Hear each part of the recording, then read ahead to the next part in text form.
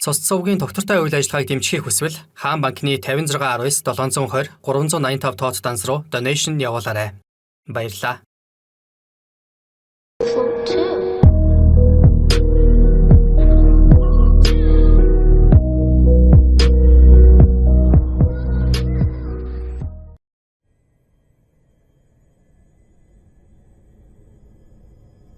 Архангай, өвөрхангай, хөвсгөл завхан хэмээх хэн дөрвөн аймагт гарсан ардын засгийг эсэргүүцэх хөдөлгөөн нь 1930-ад оны их хэлмэгдүүлэлтийн их суурийг тавьсан гэж хэлж болно. Тэдний дунд 1921 оны ардын хувьсгалыг хийлдсэн партизанууд хүртэл байлаа.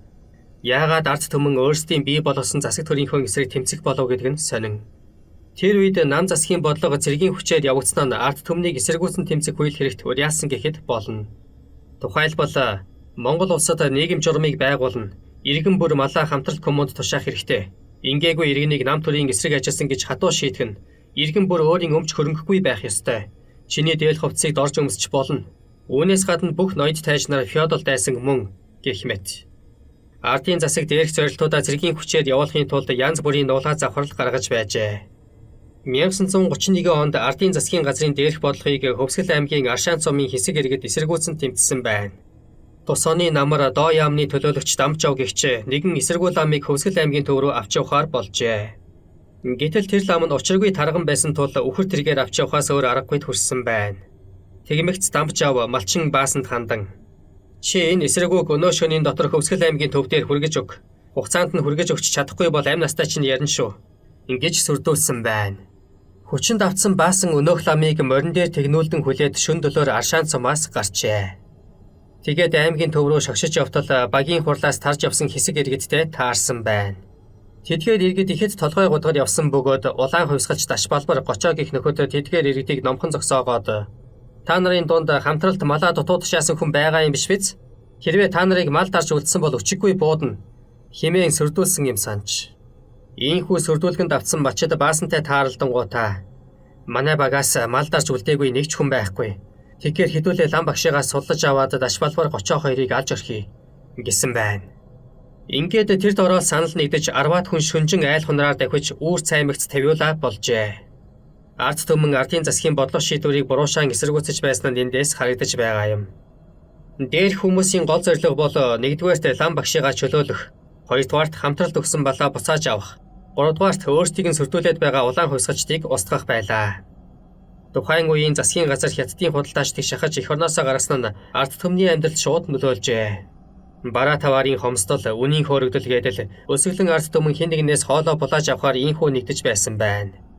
Ингээд 50 шахам иргэн хялгантын хүрээнд ирж сумын дарга, хамтралын дарга хоёрыг хүж хаяад удганд хитэг газраас хамтралын адууг хөөж авчирчээ. Өөрөөр хэлбэл өөрсдийнхөө хамтрал нийгэмчилсэн балаа буцааж авсан хэрэг. Гэтэл хожмоо босгочдын толгойлогч хэмээн зарлагдсан Жамсран дорж гэгчээр хамтралын дарга банзрагчийг буудан алж хорхижээ. Ингээд зориг шуударсан иргэд сумын төвийн дэлгүүр хоршоог тоноод цааш хөдөлсөн байна. Харин тэднийг Аршаан сумын төв дээр ирэхэд сумын албан хаагчид зүгтаачихсан байж. Жамсран дорж улаан хувьсгалч нэртэй хит хитэн хүнийг баривчилж хүүшийн ингэр хэмээх газар буудан хороожээ. Босгочдын толгойлогч Жамсран жав нь лам багш хоёрыгоо улаан хувьсгалчдад алуулсан болохоор ийхүү өшөөгөө авсан юм санаж. Гэтэл тэдгээр босгочдын араас 9 машин цэрэг болон нисэх онгоц ирсэн байна. Жамсран дорж тэргүүтээ дундаа 5 буутай 50 хүн бүхэл бүтэн суман цэргийн өөдөөс олигтой эсэргүүцэж чадалгүй алагдах нь алагдаж баривчлагдчихжээ. Харин Жамсран жав амьдараа баригдсан бөгөөд 1933 онд буудан алах ялгаас шийтгэгдсэн байна. Түүний хувьд ардын засаг лам багш хоёрыг нь алаад зогсохгүй, малыг нь хамтралд авсанд ийхүү бухимдсан тухайгаа мянга хилээд тоогоогүй явчаар тэрбээр шүүх хурал дээр "Би ихэд өсөж байсан учраас уур хүрсэн" гэх хачирхалтай мэдүүлэг өгчээ. Харин Хөвсгөл аймагт гарсан эсрэгүү бослохыг дэмжсэн хэмээн Аршаант хүрээний 300 гаруй ламыг Цагаан тухай гэдэг газар хомроглон буудан хороосон байна. Энэхүү бослохыг даралсан цэргүүдийн зарим нь улсын баатар цол хүртсэн нь гайхалтай.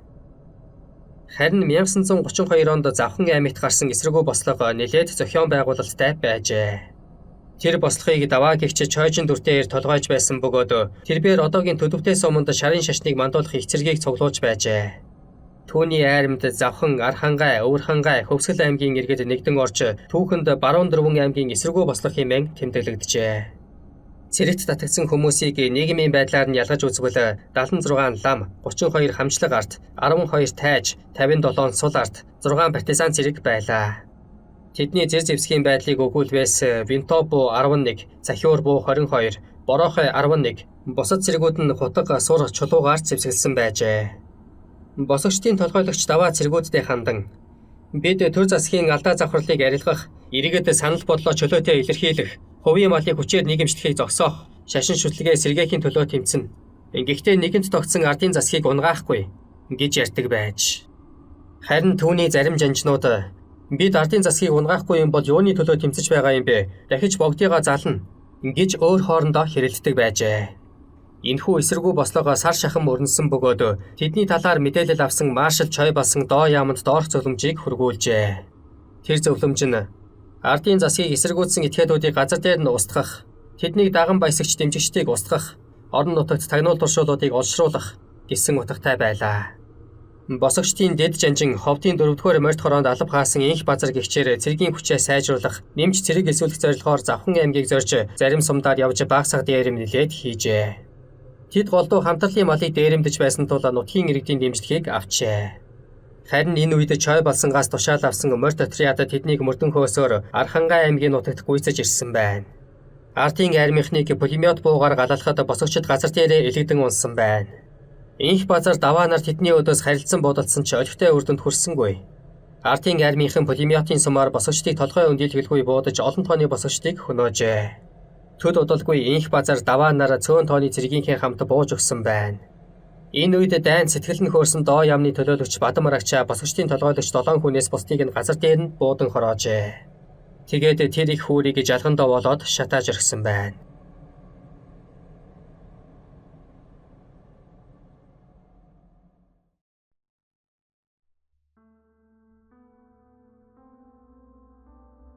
(1932) оны Уимент хувьсгалын эсэргүүчүүдтэй тэмцэж яваад ам өргөдсөн говийн зоригт эмэгтэй 2 бор байдаг. Нэг нь Доолайн бор. Доолайн бор нь тухайн үеийн Үлзий цомын харьяат бөгөөд буурал угалц байр нутгалдаг 30 рэгэм насны бүсгүй байжээ. Нөгөө нь тугийн зохион дээрээс үсэрсэн Төвдөнгийн бор. Тэ бор нь Түшэтваны хошуу, одоогийн Дундгов аймгийн Үлзий цомын нутаг Дархаар нүдэн гэдэг газар малчны гэр бүлд төржээ. 17 настайдаа Монголын хувьсгалт залуучуудын эвлэлийн гишүүнд элсэж, цогц цөмийн хувьсгал залуучуудын эвлэлийн үүрийн нарийн бичгийн дараагаар сонгогдсон ажиллаж байжээ. 1932 оны хавар хувьсгалын эсэргүү Гаанжурва хувилгаан, түүний хамсаатан Дил уулын хавь нутгийн Дэлэг самба, тэдний гар хөл болгосод ихэд оодорч, нутгийн ардуудад буруу суртал ухуулга явуулж эхэлжээ.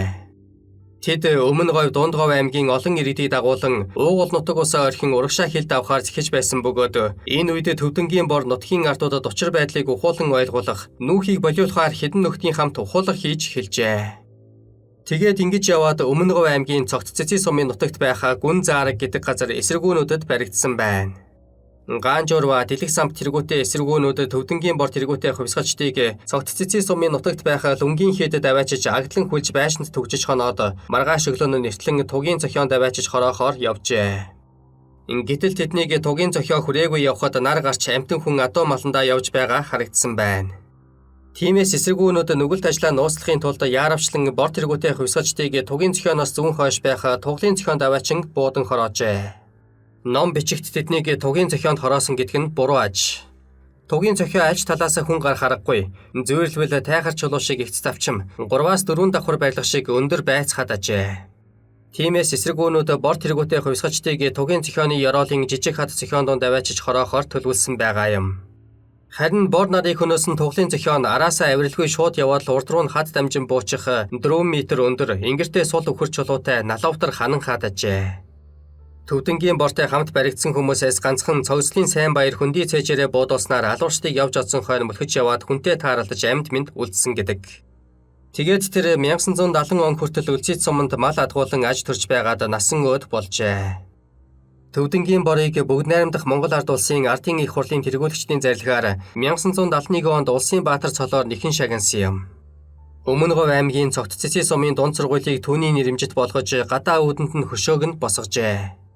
Мөн өмнө говь аймгийн төв далан задгадад 1932 оны тэр хэрэг явдлаар ам өргөдсөн их орончдын дурсгалд зориулж босгосон хөшөөнд Тэ борын дүр нэр Силэстэй бий.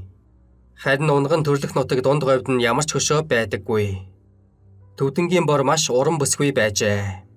Түүний уралсан хөөрөгний дайлан идүүгээ Дундговь аймгийн мөсөд хадгалагдаж байдаг. 2 төө урт нэг сөөм өргөн энэ дайланд угалзыг зүү ороож мэтгэхдээ өнгийг нэгээс нөгөөд уусган шингээж уралсан байна. Амир стхийнхээ урд жил буюу 1931 онд 17 настайдаа бүтээсэн энэ дайланг төрсөн эгч долхор нь нандинан хадгалж байгаад аймгийн мөсөд өгчээ.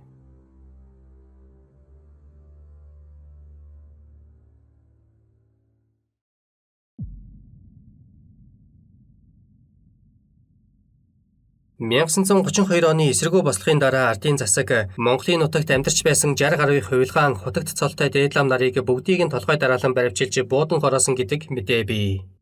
Гэвч чухамдаа ардын засаг тэднийг үгсэн хойно дахин босоод ирэхээс нь болгоомжлон биед нь бууны сумаа шигтгэж байснаас биш амьд сэрүүнд нь тэдний нэгийг нь ч буудан хороож чадаагүй юм санжээ. 1929 онд алуулсан заяын гигэн жамп цэргүүдийг буугаа шагаах үед өөрийнхөө бие сэтгэлийг транс байдалд оруулсан учраас нийтдээ 36 сум тавихад бүгд биед нь ямар ч шарх шалбархай үлдээхгүй нэвтлэн гарч байсан учраас түүнийг сүүлд нь машинаар хідэнтэй дайрчаалаад газар гүн болж устгасан гэдэг.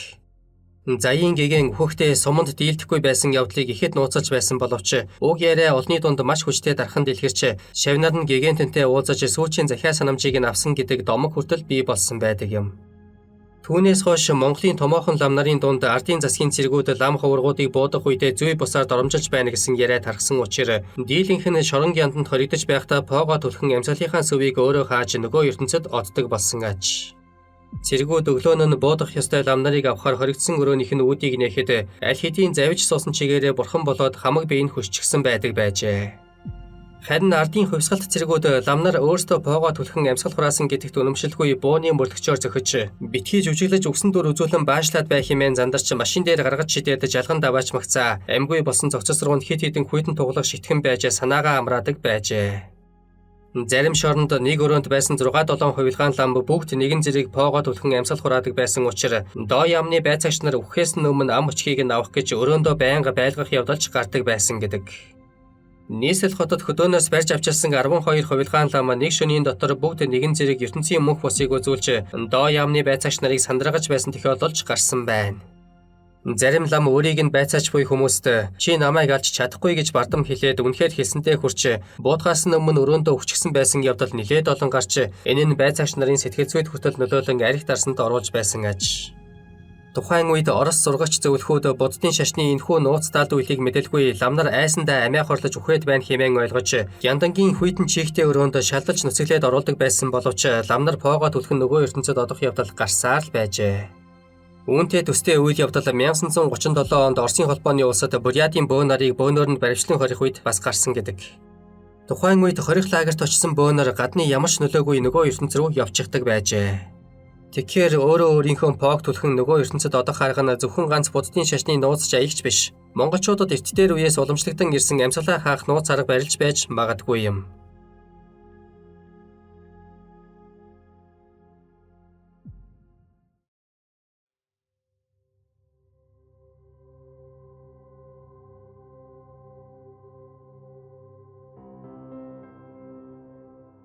(1930-ад оны үед Монголын Прометей гэсэн алдрыг хүртсэн Пүрвжав нь 1913 онд дайчин байсан хошуу. Одоогийн Дундговь аймгийн Сайн цагаан сумын нутагт хамжлаг ард Чойжингийн 3 дугаар хүү болж төржээ. Тэрбээр 1924 онд 11 настайдаа Богд хаан уулын аймгийн Дэлгэр цогт уулын хошооны танхимын ууган сурагчдын нэг болж суралцсан Улмаар Улаанбаатар хотноо багшийн сургуульд дэвшин суралцжээ. Уг сургуулийг төгсөөд Архангай аймгийн Тариат сумын сургуульд багшаар ажилласан байна. Гэвч энэ удаан ажилласангүй. 1932 онд Тариат суманд хувьсгалын эсэргүү бослог гарснаар Эрдэм номын өргөө хаалгаа барьж багш сурагчдгүй тэмцэлд босжээ. Нямын Пүрвжав шавнараа уриалан дуудаж хувьсгалын эсэргүүчүүдийн өдөөс улаан халз тулалдсан байна. Гэвч тэр босгочдтой эрэлхийгээр тулалдаж яваад дайсны гарт амьдаараа олзлогджээ. Эсэргүүнүүд түүнийг байшингийн модон хаалганд амьдаар нь тэлж хадаж алсан гэдэг. Олон түмний үр хүүхдийг Эрдэм номд сурган хүмүүжүүлэх, хөдөөний хүмүүсийг соён гэгэрүүлэх үйлсэд оруулсан хувь нэмрээр ардын багш Хувьсгалын ололтыг хамгаалан тэмцснээрээ Монголын Прометей гэсэн алдрыг ад түмнээсээ хүлээсэн энэ багшийн амьдралын замнал тэмцэл баатарлаг үйлсийн тухай хамт ажиллаж байсан Ахмад багш Даш Баавай Дэндев, танхимд цуг суралцсан Бэлгээ, Шавь Дорж Сүрэн, Багын анд Дэндев, зохиолч Зандраа Байди, судлаач Лувсан зэрэг олон хүн дурссан байдаг. Энэ бүхнээс төвөрлөж эмхэтгсэн мөнх алдартан хэмээх ном 1969 онд хэвлэгджээ.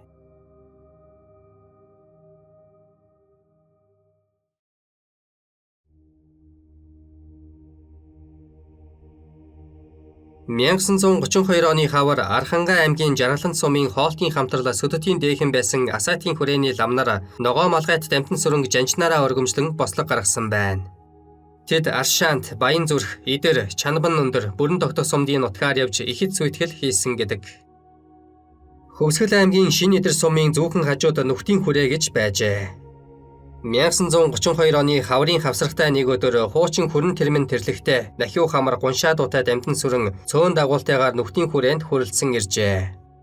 Нүхтийн хүрээний ламнарч түүнийг ирнэ гээд хүрээнийхээ баруун цаад талд хоёр талдаа 3 цагаан эсхий гэр бүхий улаан халцтай том цагаан гэр барьж бэлтгэсэн байж.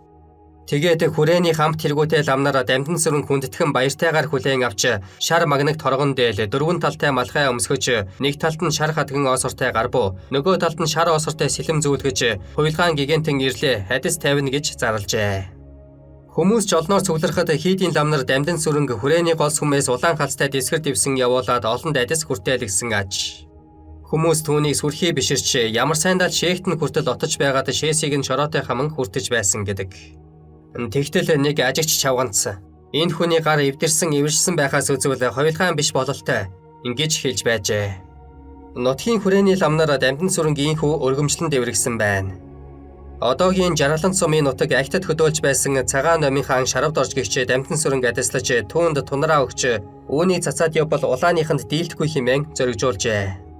Уг нь Нүхтийн хүрээнд Ванчин богдын бослог гарах тухай нууц айлтвар ирснийг хамбан ламнартаа уншиж танилцуулсан гэсэн яриа байдаг боловч тэр айлтвар нь одоо болтол олдоогүй байгаа. Тэрхүү айлтварыг ламнар баривчлагдах үедээ устгасан байж болох талтай. Нүхтийн хүрээнийхэн ийхүү ногоо малгайтан дамтан сүрэнг дэмжин жанжин болгосон ч тэрбээр 1932 оны бослогыг бүхэлдэн толгойсон толгойлагч биш байв. Тэр нийслэл хотоос удирдамж зөвлөгөө авдаг, харгас хэрцгий, байлдах чадвар эзэмшсэн залжин ир байжээ. Дамтан сүрэн Үлзий Батын отрядтай 5 удаа тулалцсны 4-т зовтон зайлсан байдаг. Мань хүн тулалдааны тэргүүн игнэнд нэг ч удаа ороогүй байх бөгөөд хатад имс болон голдуу шарын цэрэгээр халамжлуулан ард үлдэж цэрэгээ ялагдсныг мэдэнгүүтээ зугтдаг байж. Гэвч дамтан сүрэн нэг удаа зугтаж байхдаа хойноосоо тасархай хөөж явсан нэг цэрэгийг давхиуд дундаа арагшаа харж буудаж алсан гэдэг. Энэ тохиолдол нь дамтан сүрэнг моринд гарамгай зүгтах үедээ морин дээр арагш гарan суугаад давхиж чаддаг. Араас хөөсөн цэргүүдийг буудан алдаг мэрэгэн буудагч шидтэн гэсэн зурхал гарах шалтгаан болжээ. Мөн дамтан сүрэн төгж нарын удирдсан шарын цэргүүд ойр орчмын сумын цэхэрга хоршоо хамтрал сургуульд ажиллаж байсан 62 албан хаагчийг одоогийн Хөвсгөл аймгийн галт сумын нутагт байх Сэртэнгийн зүүн шанаанд аваачин бөөнөр нь буудаж байсныг нутгийн хөгжчүүл гэрчлэн ярьдаг ажээ. Хөвсгөл аймгийн галт сумын зүрх багаас 3 км орчим газарт мухар бургасын хүрээ бор ламын дуган байрладаг байсан бөгөөд босогчид тэнд үүрэлдэг байжээ. Ногоо малгайт дамтан сүрэн 1932 оны 100 Үлзий Батын отрядтай цэцүүхэд хийсэн тулалдаанд ялагдаж 50 орчим хүний хамт зугтаж энэ хүрээнд иржээ. Тэгээд түүнийг нэг өдөр 3 уулын дундах завсар болон жалганы аманд харуул манаа тавьж төрс өөрших үед Үлзий Батын отряд 3 шов хуулын өрөөд пулемет бүхий зэрэг байрлуулад эдрийн голын дагуу дээш явах замыг нь хаасан байна.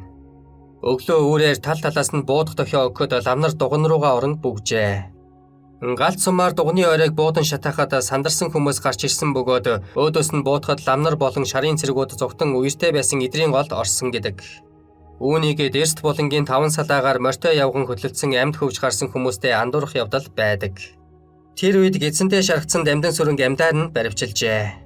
Түүнийг цагаан тэмээнд нь уруулан хөтөлж явах зуур 3 цохио гэдэг газар шархаад алгүй нас барсан гэдэг. Хэдхэн сарын дотор хувилгаан болж тодорсон дамтан сүрэн гэдэг хүний тоост хорвоод амьдрах хугацаа ингэж дууссан байдаг. Түүний тухай бас нэг сонирхолтой баримт байдаг бөгөөд тэр эд мандан мадарч явах үедээ 10-аад хатан дайр ихтэй болж хэсэг манаргажээ. Үүнээс үзвэл мань хүн нилээд хүүхэм сүхэн байсан нь мэдрэгддэг. Энэ зананч түүнийг нэг биш удаа үхэл хүргэх шахаж байсан бололтой.